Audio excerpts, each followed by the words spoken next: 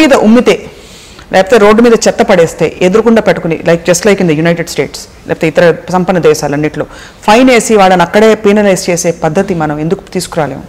ఇంకొక 2-3 years లో దానికి సంబంధించిన ఇన్ఫ్రాస్ట్రక్చర్ అంతా సెట్ అవుతుంది. మీ కోరిక ఎందుకంటే వీళ్ళే వేరే దేశానికి వెళ్తే ఉమ్మరు, ఇక్కడ ఎందుకు మన రోడ్డు మనకు అలసి అయిపోయింది, అట్లా అయిపోయింది పరిస్థితి. ఆ సివిక్ కాన్షియస్నెస్ రావాలి అనేది ఇంకో 2-3 years లో దానికి సంబంధించిన ఇన్ఫ్రాస్ట్రక్చర్, దానికి సంబంధించిన వ్యవస్థ సెట్ అయ్యడానికి చర్యలు నడుస్తున్నాయి, ఫిట్టింగ్లు అన్నీ కూడా నడుస్తున్నాయి. ఇంత బిజీ షెడ్యూల్లో మీకు మామూలుగా అంటే మామూలు మనుషులు చేసే మామూలు పనులు, సినిమాలు చూడడం అట్లాంటి టైం ఉంటాయా మీకు? లేదు, ఈ మధ్యన నిజంగా. లాస్ట్ సినిమా ఏం చూసారు సార్? గుర్తుకు లేదు. థియేటర్కి వెళ్ళి అట్లా చూసుడు? అట్లా థియేటర్కి వెళ్ళి చూసినాము, ఏదో సినిమా కూడా గుర్తులేదు. బట్ మామూలుగా ఉండేదా మీకు హాబీస్? ఎప్పుడో ఒకసారి 3 నెలలకో 4 నెలలకో చూసేది. ఈ క్యాంపస్ ఉన్నప్పుడైతే ఫ్రీక్వెంట్గా మా ఫ్రెండ్స్ ఉండే కొంతమంది బలవంతంగా తీసుకుపోయేది.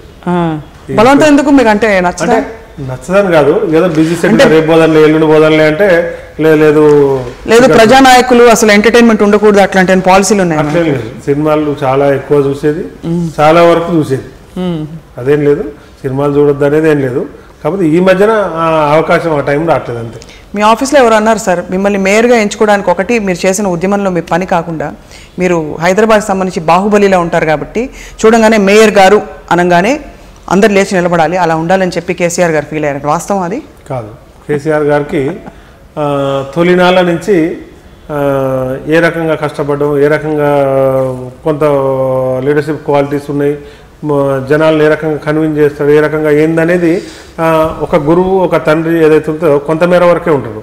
ఆ తర్వాత విద్యార్థి దశ నుంచి మెయిన్ పాలిటిక్స్ కేసీఆర్ గారి దగ్గరనే ఉన్నాం కాబట్టి కేసీఆర్ గారికి ఇప్పుడు వారు మేము ఏ రకంగా పెరుగుతున్నాం ఏందనేది 15 సంవత్సరాల ఉద్యమంలో కేసీఆర్ గారు ఒక మంత్రో, కేసీఆర్ గారు ఒక ముఖ్యమంత్రి ఉంటే ఇప్పుడు ఎక్కువ మాకు సమయం ఉండి అవన్నీ నేర్చుకుంటాను కానీ అవన్నీ చూస్తాను కానీ మాకు ఎక్కువ అవకాశం లేదు కదా.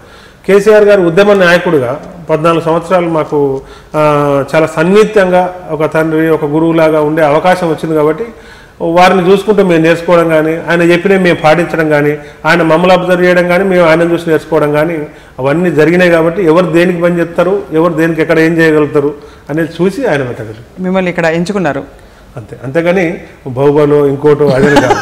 ఇవాళ ఒక జనాల్ని డీల్ చేయడం, ఇలా ఉద్యమంలో ఎంతోమంది వచ్చి కేసీఆర్ గారికి కూడా కలుస్తుండేది, ఈ సమస్య ఉంది, ఆ సమస్య ఉందని. దీన్ని మాట్లాడి వీళ్ళకి ఏం ప్రాబ్లం ఉందో చూడండి, ఈ ప్రాబ్లం ఏందో మాట్లాడి సెట్ చేయండి, లేకపోతే ఈ ప్రాబ్లం ఏందో ఎవరికి చెప్తే అది తీరుస్తుందో చెప్పండి, లేకపోతే నేను ఫోన్ చేసి చెప్తా అంటే అవి ఎన్నో సందర్భాలు ఎన్నో 100,000 వచ్చి ఉంటాయి 14 సంవత్సరాల్లో. అవన్నీ వారు కూడా చూసారు కాబట్టి ఎవరు ఎక్కడ సెట్ అవుతారో, ఎవరు ఏదైతే కరెక్ట్ న్యాయం చేయగలుగుతారు అనేది ఆయనకు సహజమైన పొలిటీషియన్ కన్నా ఎక్కువ క్వాలిటీస్ కేసీఆర్ గారికి ఉంటాయి కాబట్టి ఈజీగా ఐడెంటిఫై చేసి చెప్పుకుంటారు.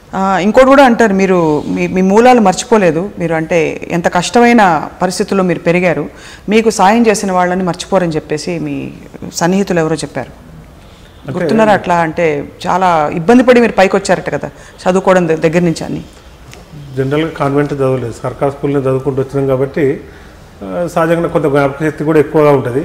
మా స్కూల్లో ప్రైమరీ స్కూల్లో చదివినప్పటి నుంచి అందరు ఫ్రెండ్స్ ఇప్పటికీ కలుస్తుంటారు, గుర్తుపడుతుంటారు. ఏదన్నా డైరెక్ట్ ఫోన్ చేసి మిస్డ్ కాల్ వచ్చినా మళ్ళీ మేము ఫోన్ చేసి ఏం ఫోన్ చేసినావు అని అడిగితే నువ్వే ఫోన్ చేసినావా లేదా ఎవరైనా మాట్లాడుతుర్రా అని చెప్పి 1-2 సార్లు క్రాస్ చెక్ చేసుకుంటుంటారు వాళ్ళు కూడా.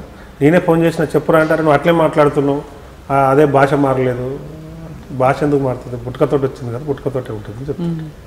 చాలా మంచి వ్యక్తి మీరని అంటుంటారు. అంటే మంచి అనేది ఇక ప్రజలు గుర్తించి మళ్ళీ ఒకసారి మనకు. కానీ ఇక్కడ మంచితనం పని వస్తున్నా ఇంతమందిని సమన్వయపరచాలంటే మీరు టాస్క్ మాస్టర్గా స్ట్రిక్ట్గా ఉండాలి కదా. ఉంటుంది, కొన్ని నిర్ణయాలు మంచితనంతో పోతుంటాయి, కొన్ని విషయాలు స్ట్రిక్ట్గా పోవాల్సిన సందర్భం ఉంటుంటుంది.